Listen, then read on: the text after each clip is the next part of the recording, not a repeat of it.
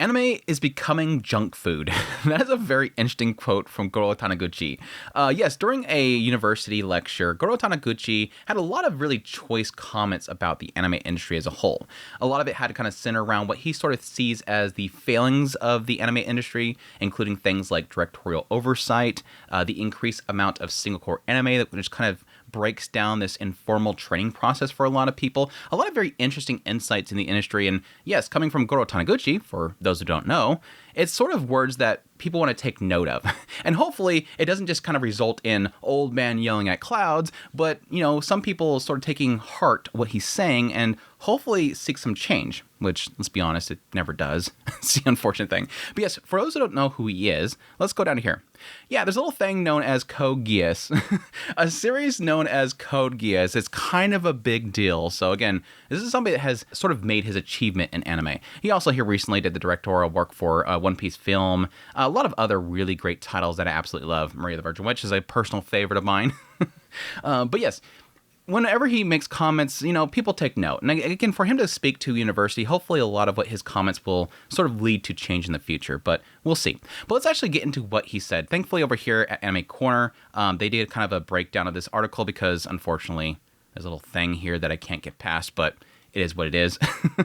So thank you, animecorner.me. Definitely go check them out. I've talked about them before. They do a great job of covering anime. They, stray away from, clickbait stuff. They keep to the actual news. So I thank them for that. But anyways, let's dive into this. Taniguchi spent 90 minutes speaking to students, during which he described various problems with anime production, including a lack of director oversight that has led to junk food anime, and a breakdown in the industry's informal apprenticeship system. Taniguchi said that because directors were indecisive about priorities and course of action, various parts of anime production processes were operating independently without directorial oversight. He gave an example of director of photography, who operate under the anime director, posting images on social media showing scenes that they were in charge of before and after the process was applied, saying nothing was more embarrassing. I think as a director seeing something like that, yeah, it's pretty bad. Look at that and going, that's not how that's supposed to work. Him looking at that and going, that's not how that's supposed to work. You're not supposed to do it that way. Taniguchi says that it would have been fine if the process featured in these posts were per the anime director's instruction, but feels that many instances are because the director has not provided any instruction. Yeah, again, that's where he gets into the idea of it sort of being a breakdown in the process itself. That shouldn't be how that goes. They should be well informed on exactly what needs to be changed in the process. Instead, the director of photography's before and afters are actually necessary fixes due to unworkable defects in the raw materials they received. Yeah, there's a lot of basically the cleanup process itself is not very, streamlined. He says the proper way of doing it is for the director to map it out from the outset and instruct the director of photography to do it in that way. Yeah, a uniform decision-making here. That's what the director's for. The director doesn't do all this other work here. It's not doing the actual process itself. He's the one that's going to be kind of bringing everybody together and sort of making sure that everybody's on the same page. That's the main key thing there. Taniguchi adds that it's unclear whether these examples of processing are in line with what the director would have wanted. He says the result of everyone doing things in a disconnected way is junk food. If that's the way they intend to make it, that's fine. But if it's not, it's junk food made as a result of the process. That's dangerous. And I sort of agree here. Again, what he's sort of talking about here is sort of a disconnection in how the communication's happening. And I see this as sort of being, from my perspective, caused by the fact that there's so much stuff being turned out. He's going to get into his own reason why he thinks it's the case, and it's going to be stuff that I've never really thought about before, which technically does make sense. But from the outside looking in, when I hear about this disconnect of communication and uniformity, the uniformity of what everybody kind of wants under the director and what the director would want was based on, is going to be what the producers want, obviously. Without that oversight and that uniformity, and that's caused by an increased amount of stuff being made, it's an assembly line. We don't really care about the core quality of the product. We just want to make sure that it fits the mold. Okay, it fits the mold. Okay, it'll fit in the next process. Keep it going, keep it going. Don't look at every single inch of it. Just keep it going. Don't stop the process. And I think it's also communication. I think there's a lack of communication. I mean, back in the old days of anime, everybody was in a studio. You had some people that were outside a studio, whatnot, but it was mostly local. People could communicate very easily. Nowadays, very little of the staff itself for a lot of these projects is even in-house. There's a production studio, and they're basically contacting animators and whatnot that are elsewhere. They're sending them what they need to be made, and it's coming back to them, and they're kind of piecing it all together. So there is a break in communication as well. Taniguchi discussed other changes in recent anime production, such as a boom in one-cour seasons. Yeah, for those who don't know, a cour is basically, 11 to 12 episodes, 13 episodes. Like, it's a period of time of, like, a season. So where we talk about, like, winter season of anime, that's a cour. Spring season of anime, that's a cour. And whenever you have, like, a two-cour, that's typically because it goes through winter all the way into spring. That kind of stuff. This chart right here... This is a useless chart. I'm sorry. This is not a correlation. This is a false correlation here. Basically, it's showing how many single core anime is made every single year, which is kind of useless information because there's an increased amount of anime being made every year. Like, how many anime was made back in 2000 was maybe like, I don't know, 15 shows? Well, here in 2024... they're making 80, 90 shows a season. So yeah, of course there's going to be an increased amount of single core. A better correlation or a better chart would be to explore like the ratio of single core and dual core shows in a given season, which is difficult to do because your charts are going to typically show this show is continuing on each season. So you'd have to actually break down exactly when a new show starts. But anyways, that aside. Taniguchi said, around 2005, there was an increase in anime series consisting of one cour, meaning 11 to 13 episodes. Before that, it was two cours. As a result, the apprenticeship system amongst staff members broke down. With one cour, one staff member can only be involved in a maximum of 3 episodes. This is where I sort of get to like, oh, wow, I never really thought about that. That makes sense. This is a very much a, perspective from inside the industry, which is very interesting to see here. Yes. It's true. And yes, to this chart, it's technically true. If you go back here, let's look at specifically like, spring of 2002. This is spring of 2002. Here we have 2 cour, 2 cour, 3 cour, 2 cour. Like these are long series. There's like maybe, here's a single cour. Finally, we have a single cour right here. 2 cour, 4 cour right there. 4 cours again. Single cour. There we got two single cours, 3 single cours. But most of these, again, these are mostly all 2 cours, 4 cours, 5, 6 cours, 330 episodes. This one's going for a long time. So yes, it's proven. You can go back here. You can see that there was a lot more multiple course shows back in the day. Again, like he's saying, he's specifically pointing out the idea of 2005 onward, that increase of single core. But again, that's also the increase of the volume of anime. But I would argue, if you look like to a current season, like right now, this is not gonna really show like the full on episode counts here. Let's go back in spring. Going back into spring, you have like these are 2 cours, single core. Most of these are all single. Most all of these are single core shows. There's very few of these that are actually going to run for multiple cores. That's just unfortunately the route that anime itself has gone right now. I think there's just, again, it goes back to that whole idea. There's so much stuff being turned out, and they're just trying to process this stuff. Get it done quick. And don't invest too much. If you go 2 core, you're investing too much. You have to at least go a single core because, the TV broadcasters and stuff, they want a full core of a show. They have a time slot that has you about, roughly 12, 13, 14 weeks, and they want to fill that up.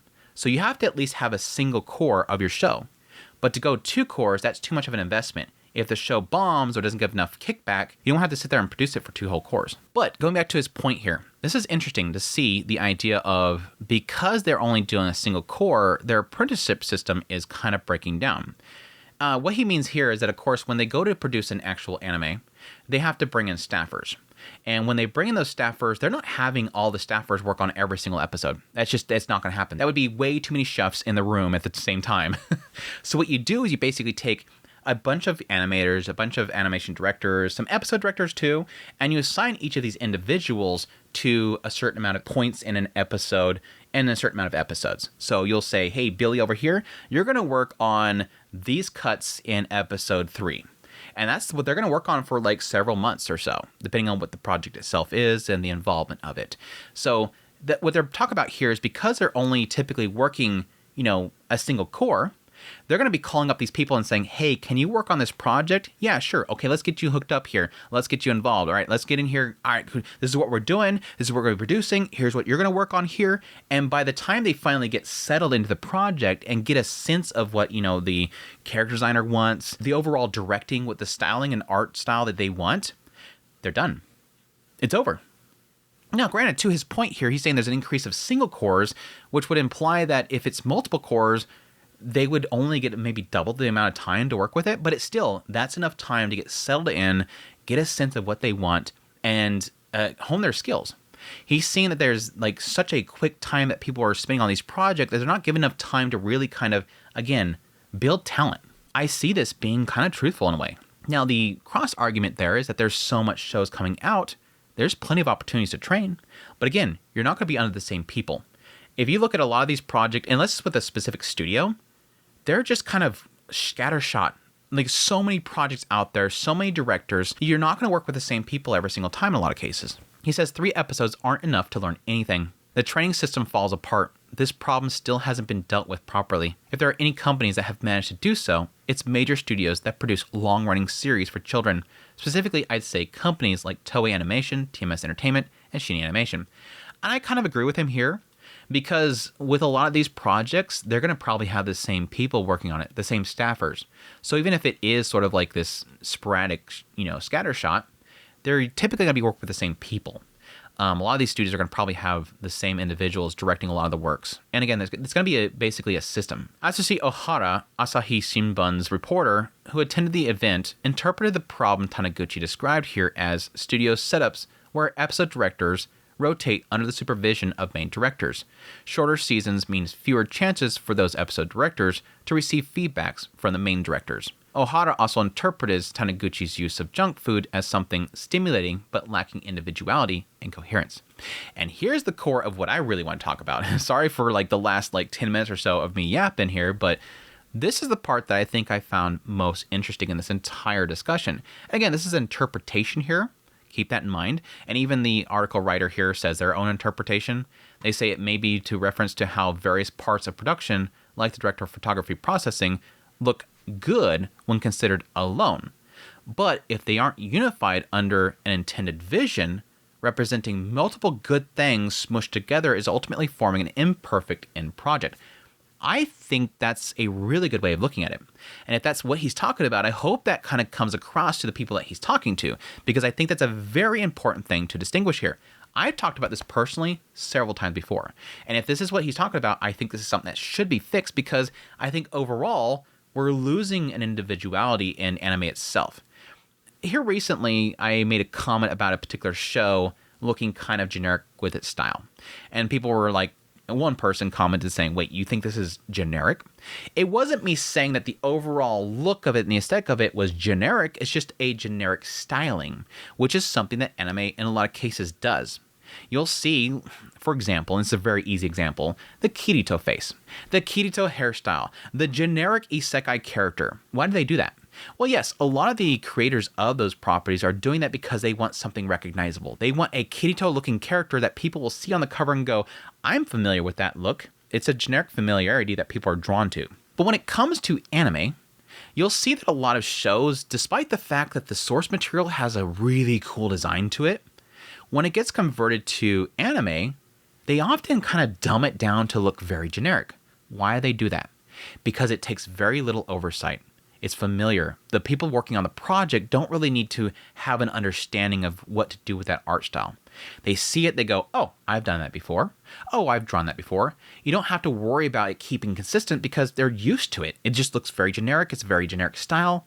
Everybody's done it before. You go from one project to another and it's the same feel. When I look at what he's talking about here, it gives me a sense of that idea that when these projects are being worked on, you don't have a director that's really keeping hands-on with everybody to make sure that it keeps to a unique style. And at the same time, with everybody working on their own way and doing a proper job, that's really the only case where something like this can work. And when you're talking about here with this lack of oversight, it's sort of the opposite effect here, where if there is a unique choice here, or things do look good, when they come together, they're not. Billy over here worked on this part of the episode, and it looks great to him. And Todd over here worked on this next clip, and it looks great. But when you bring it together, you'll notice that there's an inconsistency of styling, and the overall flow of the scene isn't smooth because everybody did things their own way in a credible way, but it doesn't come together in a cohesive way. That's that lack of oversight. And again, it's something that I think is not going to be really fixed unless, again, you have a lot of oversight. The project takes longer because you're doing a lot more checks. The quality control is on point, and you might end up having to force a lot of retakes. And that's, again, where I think they don't want. Again, I think this is a very good, important thing to bring up. If this is, again, what, Taniguchi is really talking about here, I think this is a very important thing to bring up to people, especially these people at this university, and hopefully this will be something that'll be brought into the future. But I think because of how anime is made, I don't think it'll stick. Because again, I think a lot of these producers just want to turn out things quickly. They don't want that oversight. Just make the product. I don't care if it looks slightly different here. I don't care if this part was good and this part was good, but together it looks bad. Do it. Get done. In the end, I think these are very important comments made here. And again, I think this is interesting to sort of see from perspective of a director where the breaking point is. It's been brought up several times from different perspectives that there is a massive problem with, training programs, nurturing newer animators. There's a lack of animators.